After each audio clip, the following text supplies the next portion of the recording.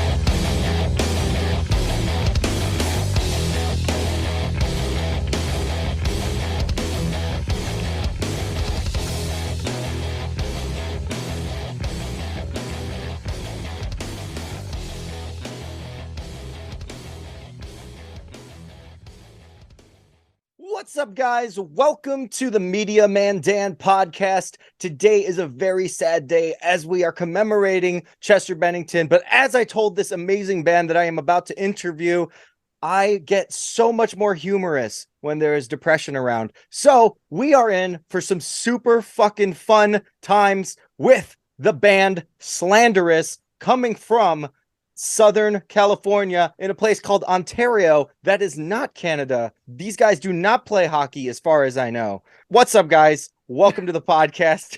All right. Hey, what's up? All right. Everybody introduce yourself from left to right. I'm the first one. I'm Brian Porter. I'm the bass player for the group. Woo!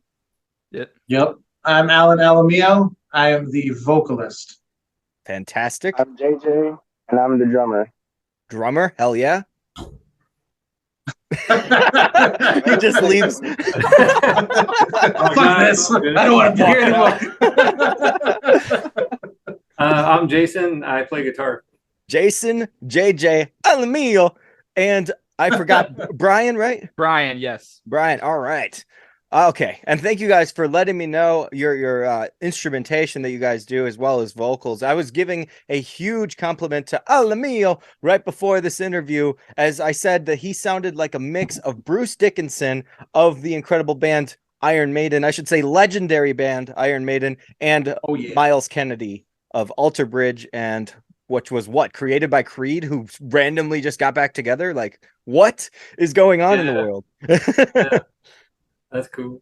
All right, guys. So this is the first time on my podcast. I'd love to have you back when we have the new release that's coming out soon. But for right now, let's talk about the music that you guys have put out over the last, 10 years almost. Fuck yeah, dude. 10 years, man. Yeah. 11. Yeah, about 10 years. Oh, it's exactly 10. Yeah, because your first album was 2013.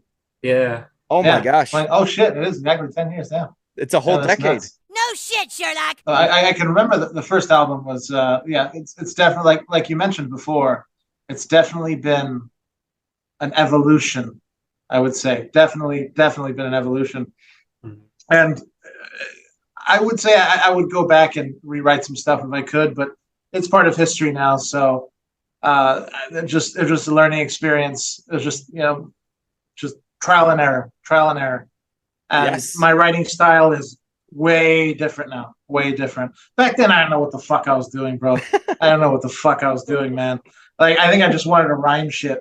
I'm just like, tree B. Like, I didn't care. I was going to call you out on that. One of the songs I was like, all right, I Yeah. see what he's doing, but it's so simple. What is going on? Yeah, no, dude. I was just like, I need to fit in some space. Yeah, this rhymes. That's all I did. Now I'm just like, okay, it has to be good too. It has to make sense, has to go well with the theme of the song, and the verses have to support the chorus, and vice versa, all that stuff. Now it's just it's a way different bag now. Yeah. I'm definitely a lot more paranoid about my lyrics now. You can tell, like in Absorbing Infinity. I put little jokes in the songs. Mhm. I put little jokes in the song, little Easter eggs. Little Easter eggs. If you listen to Cobra Kai, I also make references to the movie Kung Pao. Oh, Yeah. But you have to listen to it. You have to listen to it like even after the main chorus, like little bridge part. yeah. There's a portion from I don't know if you ever seen Kung Pao. You ever seen I Kung have Pao? not. I was gonna say that I know about it because it's like one of the great bad movies, right? Oh Yeah. yeah. Like Samurai Yeah, you gotta Cop. watch it. Yeah, Samurai Cop. Yeah. The If Room. you've seen the movie, you'll get the reference. Awesome. Yeah, dude. I'll have to watch the movie now. You given me incentive to go out and see some bad movies, and I love that. There was another guy that I interviewed, David Neer, a pretty big YouTuber, and he uses those bad movies like Samurai Cop in his metal music on the side. Oh shit. It's pretty shocking because you'll go from like really heavy like Slipknot style right into like a joke from The Room, and it's just great. Wow. Oh, hi, Mark. I'm thinking of you're tearing me apart, Lisa. All right. Oh, So for your first album, like you were saying, you were getting comfortable with how you were writing and everything like that. It was a lot more of a trial and error and a lot more of just throwing shit at the fans. That doesn't make sense. Now that you have had all of this time, you guys have now 4 albums. How do you feel as a band? Do you guys feel like this is the ultimate prime that you wanted to be at? Oh, I don't know what I don't know what that looks like exactly. So when you speak of ultimate prime, I don't know what that is. I don't know what that is. I really don't. I don't know. I can try my best and connect as much as I can to the songs and interpret what it is they make me feel, and then vocalize that and put that into words. But I mean, ultimately, it's a communication. And I try to make the communication as clear as possible. And I try to transfer the experience as efficiently as possible through my words, obviously, and through the music. As far as how well that can be done, I don't know that there's a limit to that. I don't know that there's a limit to that. I feel that it is the furthest we've come. That's for sure. I mean, I think just learning and being as authentic as I can, and just working off of what Jason gives me, and just interpreting that through my body and understanding what's going on, and that's how I go and write about my lyrics. But as far as if we're in the ultimate prime, I would say I don't know what that is. So you feel like you're in a zone right now where you have improved over time. Oh, for sure. Oh yeah. Yes. Oh, And yeah. you're It's going, definitely more of what I like. you're going towards that peak of, it's definitely more. your talents. Yeah, it's definitely more of what I like. So I think that's really the skill, because we don't really know what we like. Like that's the thing. We don't really know what we like. And it's sort of like an exploration, and you start to find words and phrases that resonate with you, and you don't know why they resonate with you. And so you try to fill, at least in my experience, you try to fill the song with as many words and phrases that resonate with me. And then you're like, wow, that's really cool. Oh, wow, I really like that. Oh, yeah, that's really awesome. And then you bring it all together, and then you're like, well, yeah, that's some good stuff, man. That's some good stuff. And so it's a journey to find what it is that moves you, because in common day speech, let's say, when we're speaking to each other, even in the mundane, we always say things that are superfluous, right? We don't really say what we mean most of the time. And so a lot of our speech is just filler.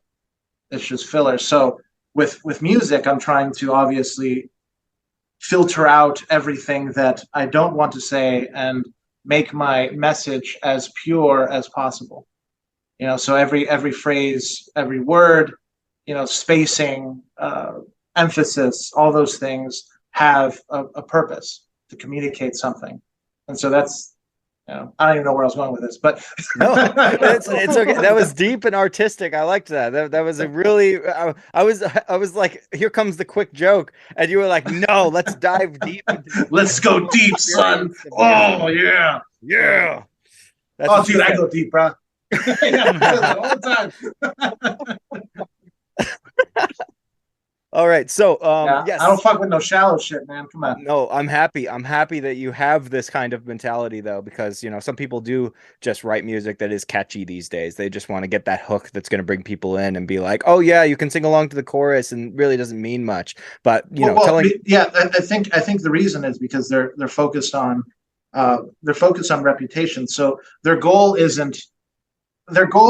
usually a lot of times when that happens is because they're insecure. They're in this business because they're insecure. They want people to love them. They want people to love them. And so that pressure it makes them write things that would appease a crowd instead of just what they want, what they feel, what they like. They're not being original. They're being they're reacting to an insecurity they have within themselves. And so that comes out in people's writings. So I think that's really mainly the reason why people would write. I mean, I'm not going to mention any names, but there are bands that, you read their lyrics and you're just like, where are you going with this? What the fuck? It's just, and we know those bands. I'm not going to mention them, because no, you're good. Watch this, yeah. But I would read their or I would listen to their stuff, and I'm like, oh, what this makes no sense. Makes no sense. There's no identity. I would say there's no identity. Yeah. It isn't them. It's more showing off than it is, truly using your passion to tell a story or, connect with the listener. Like you said, you guys label yourselves as alternative metal. Could I also call you Gumpcore? I think that's a thing now.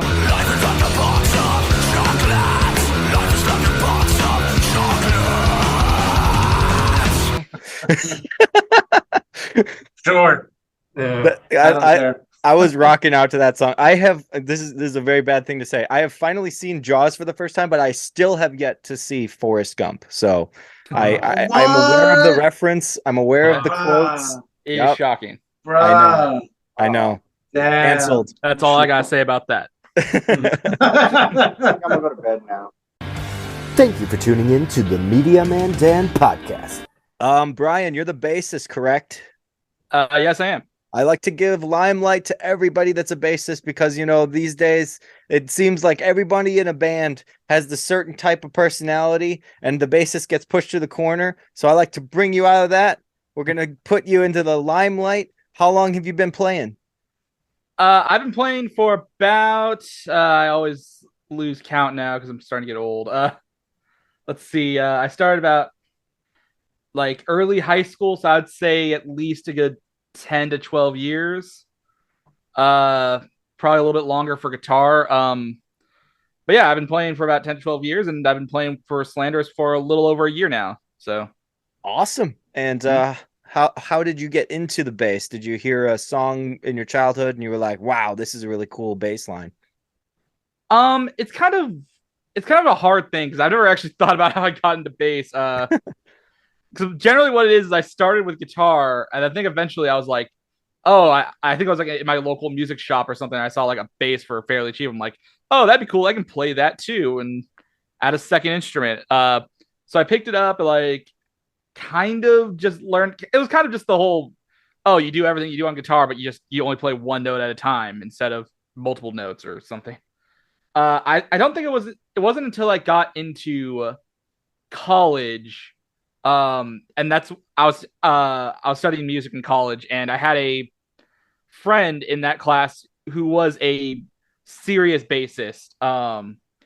And like through him, I kind of learned a little bit more of like, oh, well, like this is what a good bassist is compared to a bad bassist. And then started finding more and more kind of examples of good bassists in music and stuff like that. Or maybe not, maybe good's kind of the bad way to say it. It's more like more like bassists who are doing a little bit more than just your standard job, I would say. Mhm.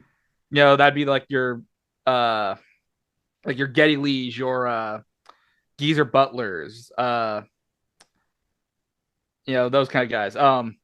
And then from there, I just kind of kept studying. And then as I was studying music, I'd find a lot of my professors just randomly happened to be bassists in the field I was studying. So it's like I kind of picked up more and more about like what the bass's role is in the music and what it should be doing overall. And then just kept wanting to work that more and more into my own music until I eventually got to where I am now. So Awesome. Yeah, it really does complement the sound of really any genre. I mean, literally, I cannot have a song without bass in my car. Like my dad is treble heavy. He would put the bass all the way down and turn the treble all the way up and listen to the radio with me. And I would be like, I think I'm going to die. I can't believe this. He's giving everything the and Justice for All treatment then. But yeah, that's one of the things about the farther I got into bass, the more I kind of thought like, well, everyone makes fun of bass and kind of calls them, they call them idiots and stuff like that. And I like to lean into a lot of those jokes too. I follow, I truly do also believe in Glenn Fricker's rule number 2. Your bass player is a useless cunt. Notable exceptions being Steve Harris, Les Claypool, the late great Cliff Burton, Dave the bassist, and Calvin Love. It's kind of more like the more you look into bass, the more you kind of learn like you really are kind of the foundation of the band. And it's just more of kind of through just random means and kind of where music has gone. It's just become more and more of a thing that people don't really treat with as much respect as it probably should have. Oh yeah. Have you ever played string bass? Like upright bass? Yeah, upright bass. A little bit. Yeah. I messed around on one on like actual acoustic upright basses. I have an electric upright. Oh. Which you can see in some of my in some photos of that I use for like my Facebook and stuff like that. That's sick. Like I dabble with stuff like that. So I can play a little bit. I'm not amazing at it, but I'm okay. Well, that's awesome. I hear that. Yeah, I mean, incorporate it, bring it in, man. It's always there. It's up to you guys if we write something that could use it. I play shitty cello. Oh, cello's my favorite. Really shitty cello. Really shitty cello. That could go up on the Shitty Flute channel. All right, and now we're going to go on to JJ. That is the drummer, I believe, correct? Yes, sir. All right. Now, we were talking about the evolution of you guys from the beginning. Your first album and everything was super new, super like just out there. You were trying everything that you could. But all I could keep thinking of was, man, this drummer is really putting his heart and soul into this. And each album keeps going, like you are just slamming it, man. I was having so much fun listening to every single song. And yeah, your tempos are crazy. So, one funny thing is, though, I'm actually only on this new album. I came in about 2 years ago. Yeah. Me and JJ are actually like the new guys. Alan and Jason are the two who have been around like since the start. We're the OGs. Gotcha. All right. Yeah, well, every album has a new drummer. Can we contact Cam? Maybe get him on. Well, that would be okay.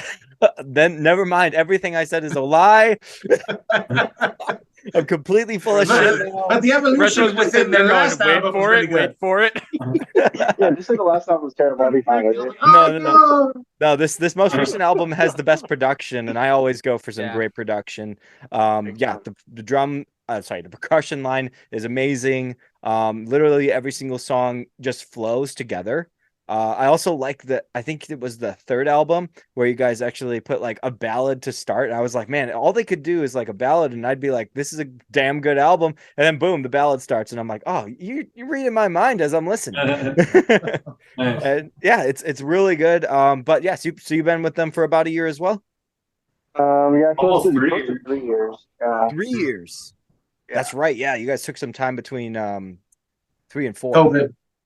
Yeah. Yeah. Well, I mean, some of COVID that, I think too. Yeah. everybody took time. That Yeah. makes sense. That makes sense. Yeah, that did Yeah, that was cause some pretty gay. challenges. Mhm.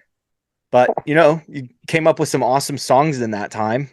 A lot of Yeah. people were very, very creative because they had more time Yeah. than ever. It was Oh awesome yeah. for creators. But JJ, what is your favorite thing about being in this band? And it's just these guys. Like, I got so much respect for all of them. Like, our talent together is pretty much unstoppable. I think. Like, we can compete with the rest of them. Yeah. Awesome. Yeah. What is one of your favorite songs that you played live with them? Honestly, it's gonna be this past show at OC Fair, and it'll be a cover that we did by Rush. Oh, That's Limelight. Neil Peart. Rest in peace. Is You he know him. big inspiration? Yeah. Oh, big time. Yeah. It's like a Yeah, given we had a for fight. most. We had a fight over who's a better drummer. Oh, I think it's Danny Carey. I think Danny Carey's a better drummer. No. I don't care that Neil. No. I mean, wait. Hold on. Danny, what band? I have to just Tool. think. Tool. The drummer for Tool. Oh, prog rock Oh. versus progger rock. Oh Oh man, man, but Fear Inoculum, man, you got to hear that album. Oh my god. crazy album. Yes, I actually did listen to that album. I had no idea what I was in for because everyone was like, "Oh my gosh, it's Tool," and I was like, Yeah. "Okay, a little bit slow for me," but that's because I was listening to like way too much metalcore at that time. Oh yeah. Yeah. Yeah, I'm not a core kid, but I am a core adult. I can say that. And definitely Gump core for you guys. Yeah. I would, if you put that on a t-shirt, I would buy it.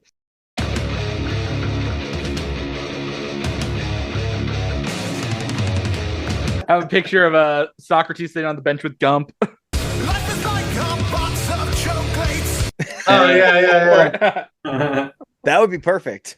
There you go. Yeah. Oh yeah. All right. Now we have Jason, lead guitarist. How long have you been with the band? Since its inception, which Damn, yeah, he's He's the about founder. 14 Founder years. of the band. Hell yeah. Yeah.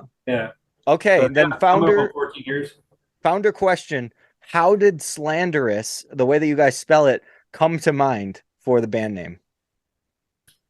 So, at the time before when I decided I was gonna start my own band, I was thinking of names and stuff, and I was in the car listening to music on my radio, and I saw the song. I was listening to Machine Head, and one of their songs that came on is called Slanderus. It's from the Blackening album, and I saw that, and I was like, "Oh, that'd be a cool band name." Like, I've never heard anybody use that name before, and so I decided to go with that. And just to make it more unique, I just removed the O, so it's spelled how it sounds. Plus, Yes. it kind of has like a double meaning type of thing too, so it works like both ways, and so it's like a little more original and unique to us, and that's it. And then I just stuck with that ever since. Awesome. Would you say that Machine Head played a big part in your sound? I like to think so. Yeah, for definitely one of my big influences for sure. Yeah, and yeah. I like to incorporate like that kind of stuff. Like a lot of the stuff they did, like on Blackening and Through the Ashes Empires and that kind of stuff. I really like Until Locust. Yeah. Yeah, the Awesome. new shit's not very good though. I don't like their new shit. It's ugh. Tell Yeah. it like it is. I love it. I was it. I think Diamond. What's that called? Bloodstone and Diamonds. That was Yeah. like the last good album. That was the last. After really. that, I was like, they went woke, bro. What year was that? Was it 2020? I think. Or what was it, Jason? Catharsis 2020? was like Catharsis came out in like 2018, 2019. Oh and shit! I got my years wrong. Yeah, I think Bloodstone and Diamonds was like 2017 or 2016. I have to double check. Okay. I think it was around that time. That They've was been like a band the for a last long really good time. album. Yeah. Yeah, 2014. Fuck, Oh damn! it was a while ago.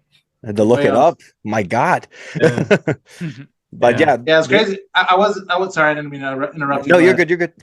Continue. I was saying that. Yeah. I was saying that. I wasn't a Machine Head fan for a while. So much so that I saw Rob Flynn, the singer from Machine Head and guitar player. I saw him at NAMM, and he did an acoustic set. But back then, I wasn't a fan. Oh, So yeah. I was just like, oh, it's some guy. And I'm just like, oh, well, this is some guys here playing acoustic. Okay, that's fine. You're fantastic. I didn't even care to be there. But now it's like, oh man, I would have went bananas. I mean, but it's like, it's. I mean, even with their new stuff, that's woke and not very enticing for me. I still do respect Machine Head and what they've accomplished, because a few bad albums doesn't make their old albums bad. I mean, their old albums are still really good. Talent. Yeah. I mean, Talent has to be, considered whenever you think of any band that didn't have the greatest run. Like Bullet for My Valentine covered Imagine Dragons, and I was like, "What? Oh, shit. What are you doing? Like, why?" Like I said, I'm not a core kid; I'm a core man, and I got it for like 3 years. And I was like, "Wait, what is this? Why are you doing this?" That's weird. Yeah, Radioactive. Very interesting. Oh yeah. Yeah. I think for me, it was like, I think it was Fall in Reverse covered Gangster's Paradise or something. Oh, Like one of those kind of bands covering Gangster's Paradise. And got Coolio on the song too. Oh shit! I like Gangster's Paradise. I think that's a great song. Yeah. I can't. I'm too much into Weird Al. I love Amish Paradise, man. There's Amish nothing better. Paradise. Same here. Yeah. It's such a good song. Have you seen the Weird Al movie? Yeah. UHF? I haven't. No. Recently they made a fake biopic for Weird Al. I have not seen it yet. I have to. It was on like the Roku channel. Like it went on some weird thing. Yeah, it's Daniel so Radcliffe plays Al, but the entire thing is a parody of like biopics. And there's a scene near the end where Al's performing, or they're performing Amish Paradise, and just cuts to the audience, and Coolio's just sitting in the audience looking pissed off. That is awesome. Yeah, that movie looked so fun, and then they said it was like on the Roku channel. I was like, "What the hell is?" I'll just wait for it to come to something I know, and obviously it never did. Do you know if they had a physical release on anything, Blu-ray, DVD? I don't know off the top of my head. All right. Well, yeah, it was the mockumentary biopic, which is a really, creative way. It's exactly what you would expect from him. Yeah. But I remember seeing the previews, and I was like, "Wait, he knew." What, Madonna? What? Here's the thing. Like, some of the facts are pretty true. Most of it isn't. Okay. And it's pretty obvious if you watch the movie, especially how it ends. It's pretty clear it's not real. Okay. Well, that's fantastic. And I would expect nothing less from him. He is absolutely talented beyond belief. My coworker actually praises his band as like one of the greatest live shows he's seen. He's like, that band, the fact they can play so many genres is insane. Oh shit.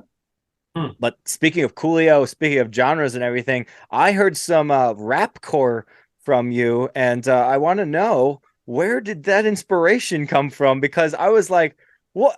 Am I listening to the same band? What is this?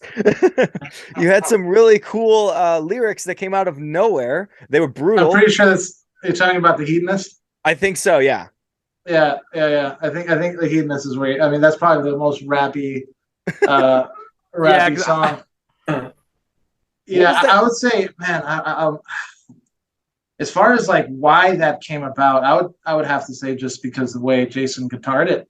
That's what happened. I listened to it, and the breakdown, and I was just like, okay, all right, I'm doing all these different vocal styles, and so I needed something different for that particular portion of the song. So I was like, okay, I'm gonna have to add some rap in this shit. Well, that was awesome, and it was definitely something that stood out to make the track more unique. I could say that. Like I said, I was mowing the lawn, and that's like my favorite way to listen to music, either driving or mowing. And every time I mow, I have to turn up the music even louder. And so when a band has the right production, you can hear that over your lawnmower you know that's going to be blasting into your eardrum. So you got to make sure that you are, getting into it. And when you started that rapcore thing, I was like, all right, cool. Very fun. Yeah, I think you're talking about Hedonist in the Hedonist. Yeah, 5 houses, 3 cars, 2 bitches, and money. Yeah. 5 houses, exactly, 3 cars, 2 exactly. bitches, and money. Yeah.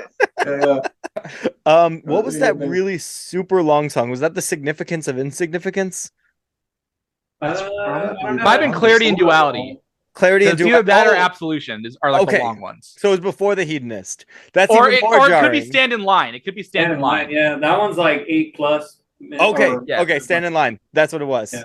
It was like sandwiched in the middle there. Yeah. All right. Yeah. Well, wait. Did it open with like a clean like slow part, or did it open just immediately like drum solo and then fast?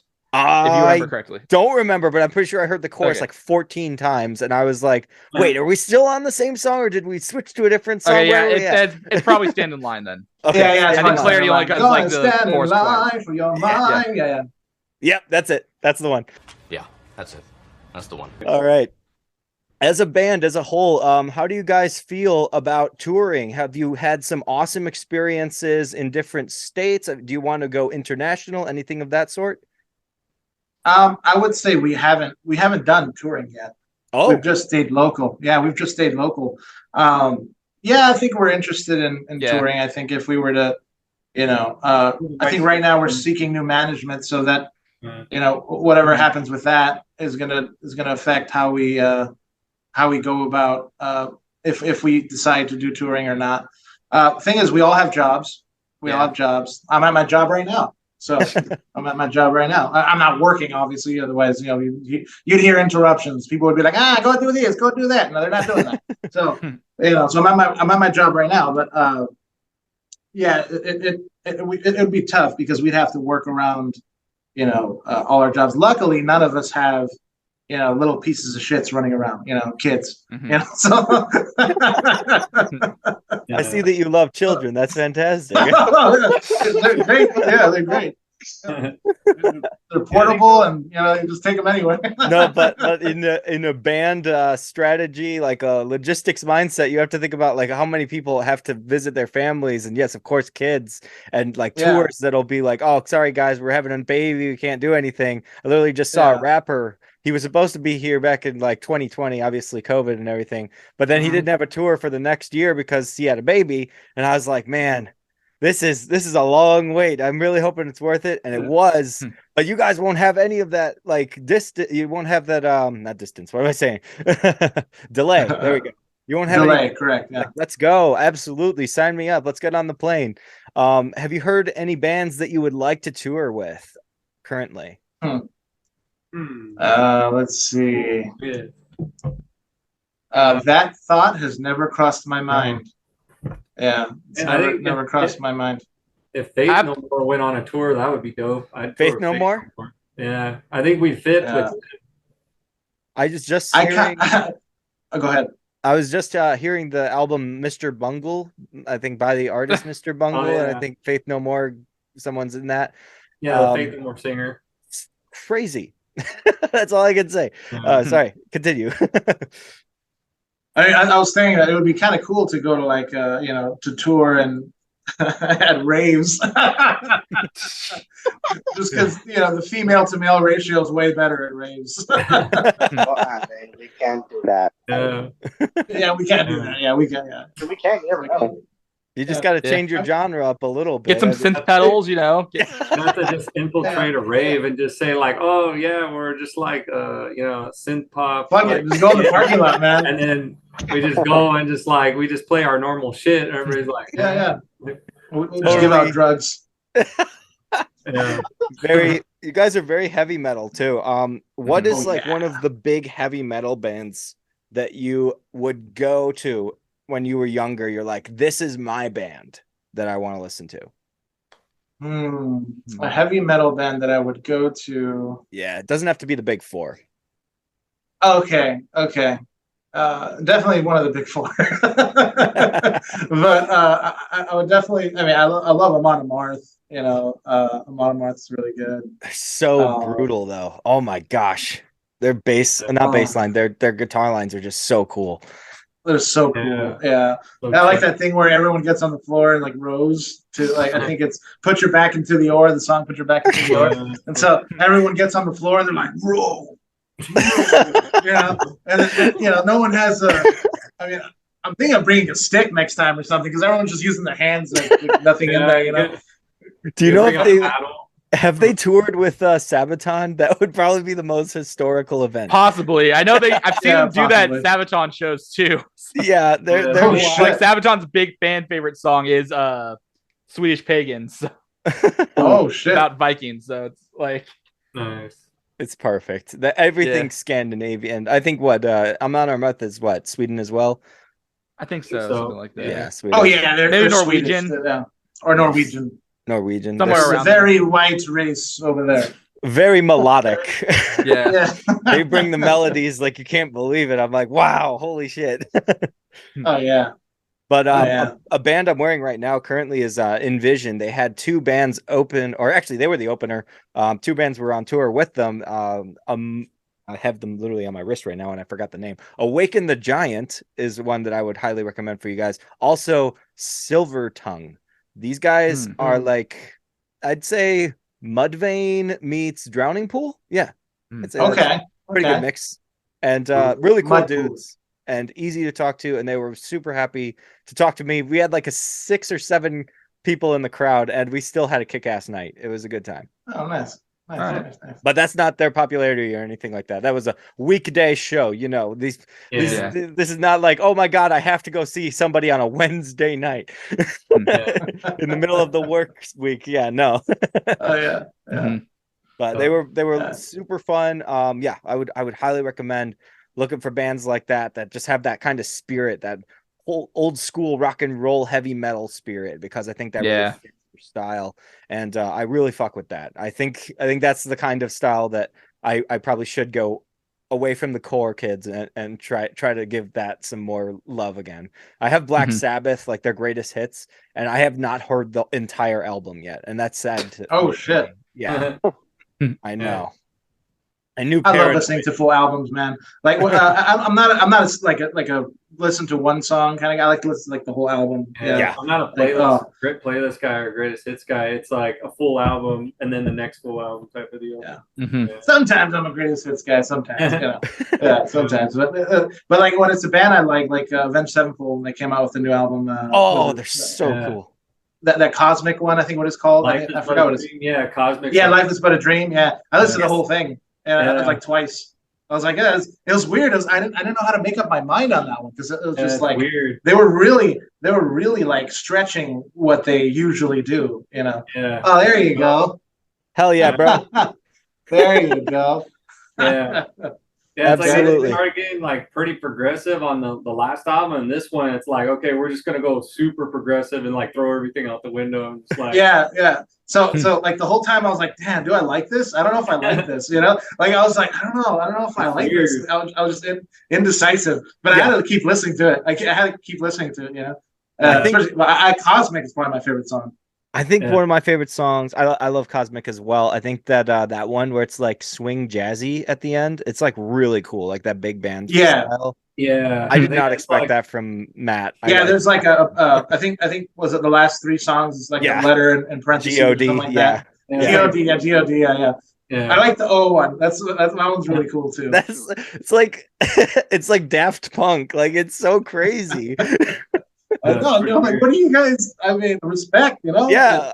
Wow. It took me 3 listens to go through and be like, holy shit, this is really cool. I was so lost. I was like, what are the It's cool what they're doing, and then sometimes it's like, oh, this is cool, but then I hear Matt Shadow's voice sometimes, like, who told you that your falsetto was cool? Like what are you doing, dude? Like it's like I appreciate what you're trying to do, but like maybe you should do falsetto. Hey, just remember, I'm in that club. My falsetto is horrible. It's horrible. I don't do none of that shit because I know it sucks. I suck at falsetto, dude. Like that's one of my weaknesses. Like I fucking suck at falsetto. I was trying to do a Kiss from a Rose. At a bar, you know, and I'm thinking, I'm like, I'm a singer, I'm really good at stuff, you know, I'm a good singer, blah, blah, blah. And then I'm singing, I'm like, oh fuck, there's falsettos in this. And I'm like, I couldn't do it. I couldn't do it. I would just like stay quiet during those parts. Like, I can't do it. Like, I just can't do it. You know. Oh my Some people are born with gifts, you know, and that others aren't. That is what it is. Absolutely. Now hold on. Let me just make sure I got people's names right. Jason. All right. You were saying that M Shadow's voice just caused a little bit of trouble. I have had that issue in the past before, and this is a very controversial take. I do not like his whiny kind of voice on City of Evil, not the song, but the album. He's got a couple of songs where he's just like, I'm like, dude, why are you choking a cat on this song? Why you got to do this? I think it was shortly after the surgery. He does some weird stuff sometimes. Like most of the time, like he does pretty good, and then there's just some stuff. It's like, okay, like I guess you're gonna do that. Like, he just constantly some of the sounds like stuff he goes with is kind of weird. Yeah, he sounds like he just smokes like packs of cigarettes every day. I think it's so crazy how his voice is. Yeah. And the way that he can sing with it, like I'm just amazed on his volume that he can reach. Oh yeah. But I have the LBC concert. That's absolutely just epic. And I think if I could see them, I would totally see them. But I don't know if Life is But a Dream is the best time to see them. But I would totally be like, okay, I want to see how they are live, because when you see it on a really well mixed, really well produced and edited DVD, you're like, is that real though, or is that like really good pitch correction? I think the weirdest vocal is like, I think it's the intro on We Love You, like when it just kind of comes in. He has this like weird falsetto, and then like the way the vocals are mixed in there, it's like they're like kind of buried because he's doing the falsetto so weird. Like I don't know, that whole intro is like weird. That song is so strange. Like I still don't know what the message is. I'm like, what are you going with the robotic thing of like humans, like this is their basic intents that they have, like more power, more sex, more blah. Like, more Just very strange, very, very strange. But you can say that you've never heard anything like it. That's always good, right? Oh yeah. And they definitely did some different stuff on there, so it's I still think it's cool though. Awesome. If you guys could have a dream tour, now that I know that you have interest in tours and we're talking about Avenged Sevenfold, let's talk about other legends. Who would you line up with that you would love to either open with or co-headline with? So open with or co-headline, like as far as a group, like a band? Yeah, let's say it's like a festival. It could be a rave. No, I'm kidding. Let's see. I think it would be cool. Go ahead, Jason. I don't know. I think like Trivium would be pretty dope. To play with like on like a festival. Like I'd be down for Baby Metal.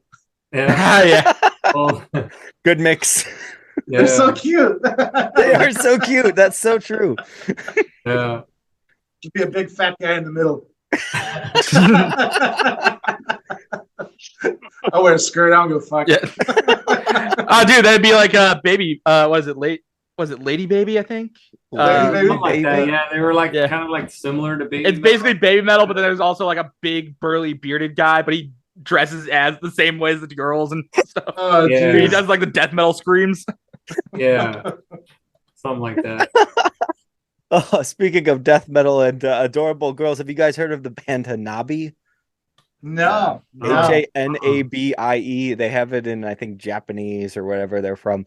And if you ever watch We Love Sweets or We Like Sweets, that is just the epitome of shock value from that country. Like, you know how you like Baby Metal and you're like, oh, sometimes it's heavy. They go straight into like this deathcore growl. I was like, what the fuck? Oh shit. It's so good. Yeah, so good. I'm looking at them right now. They do look interesting. Yeah. They look very nice. They have these nice little voices. The chorus is like any other, really catchy kind of like anime type of music. And then you go to the verses and they're just brutal. I love it. Very good band. Highly recommend. I'm definitely into anime, so I like anime stuff. Awesome. Yeah. So you said Baby Metal. Who else did you guys mention? Jason said Trivium. Trivium. That's it. Trivium would be cool. Gojira, Mastodon.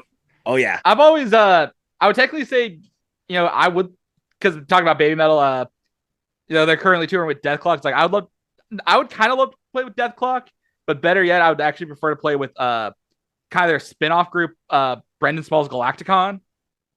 Would be kind of cool, where they go a little bit more proggy, a little bit more genre mixing and stuff, a little bit less death. Well, first album, a little less death metal. Second album, they didn't know if they could do Death Clock still because they were in weird things with the show, and they kind of made a Death Clock album, but just didn't call it Death Clock. So this is progressive death metal? Well, the first album is like a combination of progressive metal, new metal, and power metal all thrown together. Oh. And then they made a second album and they kind of threw a lot more death metal into that one. But it's kind of like all of that all mixed together. Amazing. That's like if you want a good album band, that their first album, I would highly recommend it.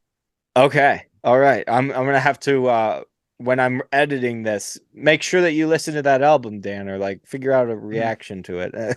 Yeah. Because that sounds epic. You got songs I've never like heard Prophecy of the Laser Witch and stuff. It's like, okay, Danger Tits. I know Dance Gavin Dance. Like that's like the hardest prog I've ever gone. Like I don't know much else. I think and then if you want hard prog, another band is Winter Sun. I don't think we'd fit in with them very well, but I would totally want to go see them. Winter Sun. Yeah, like they're like a Norwegian progressive symphonic like death and black metal band, but their music is amazing. Like if you go check it out. Oh, I definitely will now. Yeah. All right. Let me make sure. Alamio, Ellen, right? We were just talking about power metal. Your vocals are really good for long holds. How long have you held out a note when you were like recording behind the scenes? So I do have let's see. How long have I held out a long note when I was recording behind the scenes? I know there's like Watchful Eye, like right before the solo. Oh yeah, there's that. There's Watchful. Yeah, that's a pretty long one. I do hold out a scream pretty long at the end of Absorbing Infinity. Yeah, and that one actually made me faint, or almost made me faint on stage. I was one show. Yeah, I was like.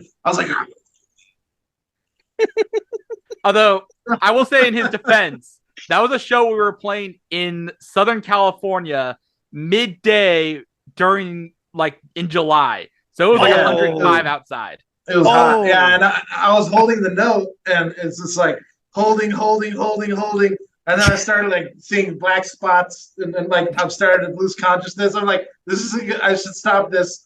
I had to cut it short because I'm like, yeah. I couldn't do it. I couldn't finish it. Well, but usually when it's nice and air conditioned, then I can finish it. Oh, yeah, definitely. The weather will change how your voice is going to work. It works with every instrument. I mean, you guys can't keep a guitar out in the cold too long or something like that. It changes like the sound of it. Learned that in Sounds and Effects, and I was like, wait, what? That's real? How does that work? It's electric. How would it problem? Yeah. It's wood. Micro changes can affect that shit. Oh, that's true. Yeah, it's still wood. Mm-hmm. Even if it looks epic and like it looks like it's steel or metal most of the time. Yeah. Especially the flashy ones. Well, some of the flashy ones are metal nowadays. They do make aluminum guitars.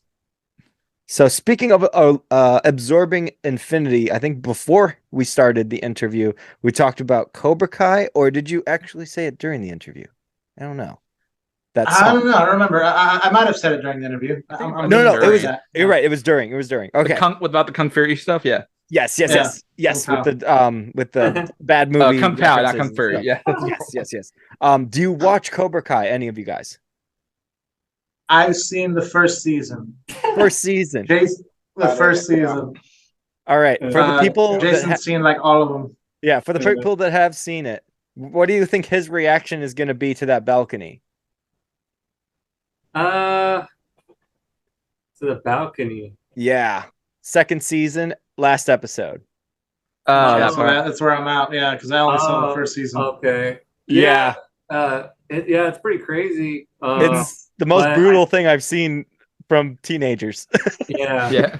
Yeah, you think like, oh man, he's not gonna be like that, is he? Like the rest of the show or something? And they're like, oh wait, no, they're not gonna do that. No. Yeah. So they definitely leave you hanging for that Mhm. episode for sure. Yeah. But Oh, yeah. I was just like, nah, they're not gonna go that way. They're not gonna do that. No. Yeah. They didn't. And I was like, okay, cool. Yeah, incredible. I thought it was going to be like one of those like what could have happened scenes, and then they would replay it and be like, "Oh, They'd okay, backtrack it. Yeah. Yeah, exactly. I thought they were playing it safe, but when the girl got hurt, I was like, "Oh my god! Oh, what the fuck is going on in high schools these days?" I mean, I would love. I told my parents because I watched it with them. I was like, I would love to watch every fight ever if it was like Cobra Kai, like just Power Ranger fights every day, all these people getting upset with each other, and they just start breaking out into this incredible martial arts choreography. That'd be so cool. I'd be like, yes, please, more of this. Yeah, that was pretty cool. Fantastic. Drummer, I did not see you raise your hand. Have you seen Cobra Kai? Yeah, just the first season. First season as well. All right. Yeah, you guys should all watch it together before the new season comes out. Although there is a strike I haven't got right around now. to it. Yeah, it'll be later in time because of the strike. You guys have time. Yeah, you guys have time to catch up. Yeah, it is worth it if you love the Karate Kid. I will say that. Yeah, for I'm sure. not gonna spoil anything. I don't spoil things that are too awesome. So, but I will say I have a Funko Pop for Johnny Lawrence right here and Daniel LaRusso right here. Nice. Should have turned the camera. Nice, That would have nice. made sense. I'll But use speaking my of television imagination. shows and stuff like that, what do you guys think? What is your favorite show of all time? Ooh. Damn. Favorite show of all time. Mm-hmm. Well, as soon as you said favorite show, the one that came to mind was Breaking Bad. A lot of people are That's- saying that. I have to see that. Yeah. Oh, you haven't seen Breaking Bad? I have not. That's Ah. more All the surprising memes. than Cobra Kai. That's especially since it's on the same platform. But is it more surprising than Forrest Gump? I mean, that Maybe not Nail in surprising the as that, but Yeah, not surprising. because Forrest Gump you can do in one sitting easily. Easily? Breaking Bad's hard. it's a long Yeah, movie. Yeah, but Breaking Bad's like what is like a 6-season series. Each episode's like an hour long. Oh my gosh. Yeah. You can't do One that of in a those. day. Oh yeah, those are challenging. Yeah. Like Stranger Things. Yeah. Yeah. Oh, Stranger Things is easier. True. yeah. That's only 3 seasons, or was Yeah. it 4 now? Maybe 4 Like, seasons. Yeah. Yeah. Yeah. I only watched 3 episodes of Stranger Things. I didn't really. The first 3 I episodes. don't know, man. Yeah, I've only seen like the first 3 episodes. You tapped I'm out just after like, the third. Yeah, I just watched it. I'm like, everybody likes it. Everybody likes it. It's probably a great show. Everyone likes it. I see it, and I'm just like, I don't want to watch more. I just don't. Yeah. It's not even It's a- about that. It's that episode 4 is my favorite episode of that season. Oh, okay. It's where Hopper Yeah. starts seeing shit hit the fan, and he finally stands up, and it's like, yeah, let's do something about Damn, it. maybe I should have watched one more episode. Just one more episode, you would have been like, Would've, oh, dude. okay. 'Cause, yeah, Like Game of Thrones is really good. Game of Thrones. You like that show? That's good. Oh Yeah. yeah. even the ending. Yeah. A lot of people said that the ending No. was like disappointing.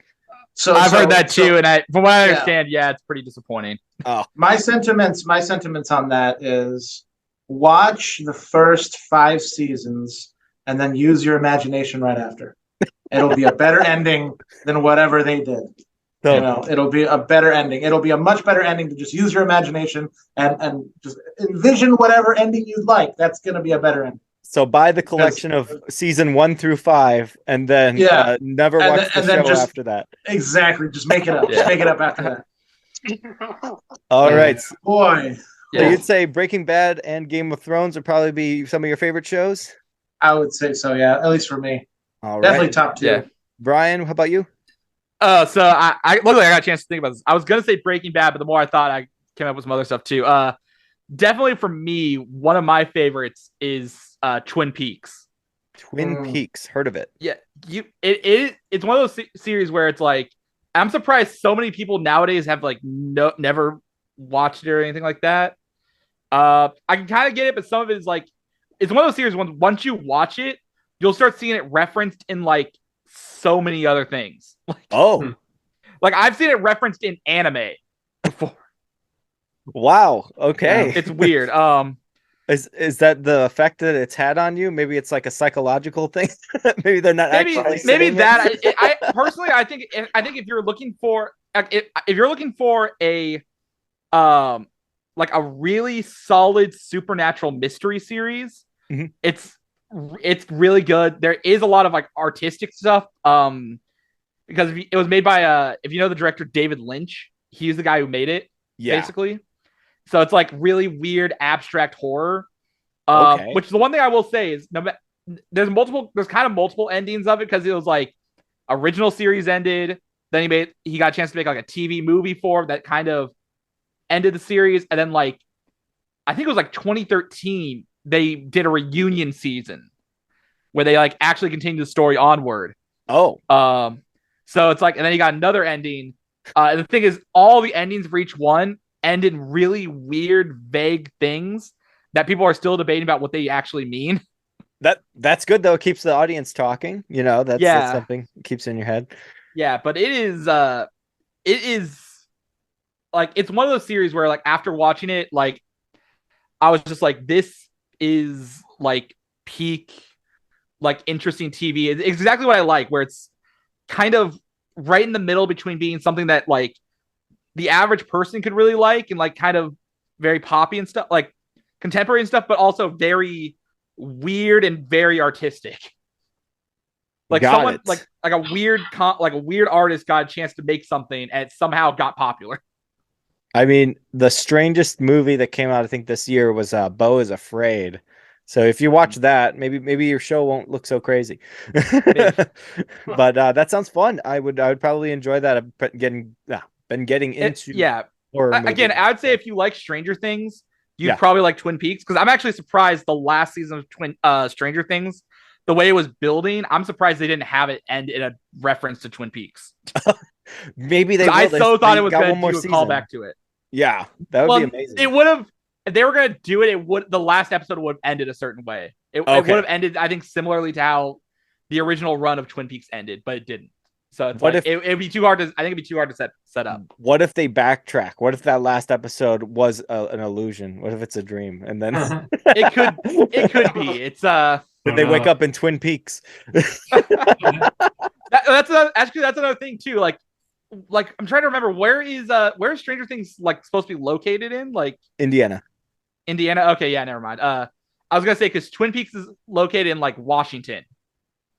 Okay. Or like Oregon, like Pacific Northwest. Yeah. So crazy. All right. Well, I've never heard that show. I'll probably have to check it. I mean, I've heard the name. It might be hard to watch though, but yeah, I'd recommend go check it out. And then after you watch it, you'll see it. You'll probably start seeing it pop up like everywhere. All right. That's an awesome thing to happen though. I mean, at least you'll never forget it. That's an unforgettable show. All right, JJ, how about you? Right now I'm watching this series called Suits. Suits from USA. Oh, yeah. USA Network was banging back in the day. Not literally. No, but that's a great show. That came shortly after, what was that? I think Psych ended and then that started, or Board Notice. I think one of those two. Yeah, I watched USA religiously with my dad. Like we watched every show that was on that. But Suits was one that I couldn't really get into because I was a little bit young. So I will probably have to revisit that just because of your recommendation by saying that it is your favorite show currently. That is amazing. Yeah, right now, definitely. Yeah. Oh, White Collar. That's the show. White Collar and then Suits happened. Yeah. All right. And Jason. Hassan. I'd have to say, I've been thinking like definitely Breaking Bad's up there, and Better Call Saul for sure. Like I really like Better Call Saul. It definitely rivals Breaking Bad. It comes really close to being as good, I think. I mean, it's pretty much as good, but it comes close to being better, in my opinion. I really like that show. Game of Thrones is really, really good. Really enjoyed that show. Yeah, those are like my top three of like shows that I like watched all the way that I like really liked. I don't know. Like I have to think like back in the day, like shows I really liked, like 24. I really liked that show. Oh, I used to watch that a lot. yeah, my old friend used to love that. Yeah, like that show was pretty dope until Fox started getting cheap and they started making it a 12 episode season and then doing a bullshit time jump at the end of the last episode, be like 12 hours later. It's like what? That's the Oh whole point of the no! show. It's supposed to be real time, 24 hours, 24 episodes, real time. Oh my gosh! They Yeah, literally broke away from the formula. yeah, like That's when terrible. they started doing that, I'm like, nah, like you guys are just being cheap now. That's not what this show, like the whole point of the show is it being 24 hours. So All yeah, right. before they did that, it was cool. Yeah, 24 reminded me of like what was the other show that was on NCIS at the time? You know. Yeah, I Yeah, never saw that one. but yeah, I never saw 24, so I just assumed that it was like that the whole time. But people Yeah. are like the action was really good in it. I was told that. So it's like an action movie that never ends. Pretty cool. Yeah, pretty much. Yeah. And Great speaking of concept. USA Network, so I watched the Dead Zone back in the day, like that. I really like that show. With Michael, the Anthony guy Michael from Hall. Anthony Yeah. Michael Hall. Yeah, so good. Yeah, that was I a cool have show. I have the DVD. Well, my parents have the DVD collection, and dude, the last episode of that show is just the ultimate fuck you to anyone watching. Like Yeah. to leave you on a cliffhanger with no build up whatsoever. It'd just be like, well, we got canceled, so that's it. It's like there was no yeah. juice left in the tank to actually finish this. Like nothing Hmm. after Yeah, all of this sucks. incredible, deep, interesting concepts. You throw Yeah. it all down the drain, and you're like, yeah, we had to end it, so we're over now. What? Sucks. Yeah, that reminds me of Heroes. Like that's another show I really like. Oh yeah, Heroes. Yeah, the first season was amazing, and then the second season was pretty good, and then the third season I'm like, okay, whatever. And then they brought it back. They did like a little revival, and it was like stupid, and it was like just a one shot, like one season comeback, and it was like, and then after it ended, it was like, well, what is this for? Like, why did you even do this? Like, Yeah. yeah. It seems like it's a theme though these days. Like a lot of great shows or seemingly great shows have like this perfect first season. Second season is either at that level or better. Like I loved The Flash when it started. And then you get to the third season and you're like, I'll deal with it. Fourth season comes around, you're like, fuck this show, I'm out. I'm never gonna watch this again. This is so stupid. Why would you go this direction? And it's nice to hear that some shows will actually hold up their end of the bargain and they will continuously grow. Or maybe they'll have like a bad season, they'll bounce back and then they'll keep growing. One of my favorite shows, hands down, is South Park. I think that satire and crude humor and brutal honesty, the way that they do it is unmatched, and the fact they do not give a fuck at all when it comes to the networks that tell them what they can or cannot say. I'm like, mad respect to Trey and Matt. Yeah. But my personal favorite show, my fiance and I bonded over. We watched the whole thing together after I made her watch most of The Flash and the entire MCU. No, actually, I think we watched this show first. Then she watched all these things for me. This was like a give and take of like ultimatum. Like she's absolutely awesome for being able to handle the MCU, all the Star Wars stuff. Like she never watched any of that before she met me. And so I watched Gilmore Girls with her. And I know that this is going to sound super gay and everything, right? But this show is actually really well written. Like the comedy aspects and the drama aspects, they never talk about that kind of stuff when they talk about the show. They're like, oh, it's just a bunch of pop culture references and oh, the characters are quirky and they're corny. And I'm like, have you ever seen The Family Fight? That was one of the hardest things I've ever had to see, because I was like, oh man, this is getting a little too close to home. And it just kept getting worse and worse and worse. I was like, whoa. Holy shit, this family is not good. And by the end of it, it's like the realization that everybody has to accept each other's differences, and like these choices that these characters are making, the reasons that they are choosing to do the wrong thing or the right thing, like all of it just works. And by the end of it, which they kind of half ended and then they had to bring the other half and finish it with Netflix, but I thought that it finished fine for the last episode. Regardless, you're right. That does sound super gay. Yeah. Let me get my pride flag out. What color are we adding this time? I gotta make sure I get all the symbols. I don't want to forget about the LGBT barbecue. What is it? What? No. Yeah. ZQ. ZQWXYZ. They'll start adding emojis to it pretty soon. Yeah. LGBTQ smiley face. No, that would be too ageist. They'll add emoticons, then they'll add emojis. Oh, right.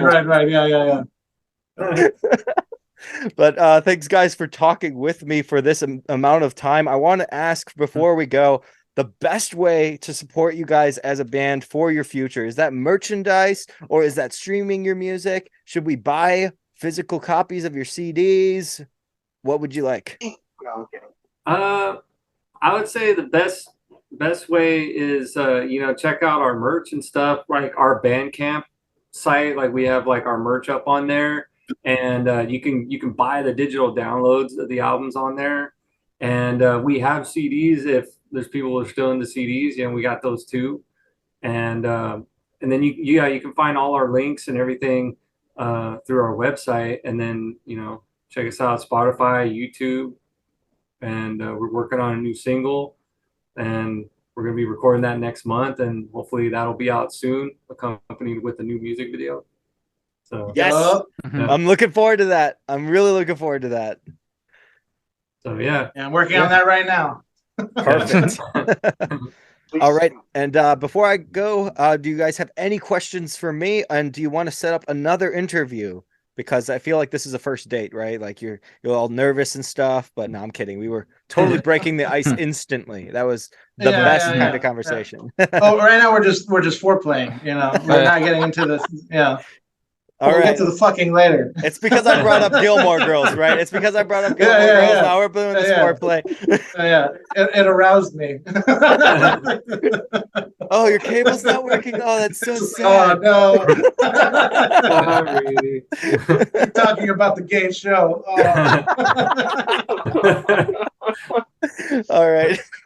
Sorry. Perfect. We're sorry.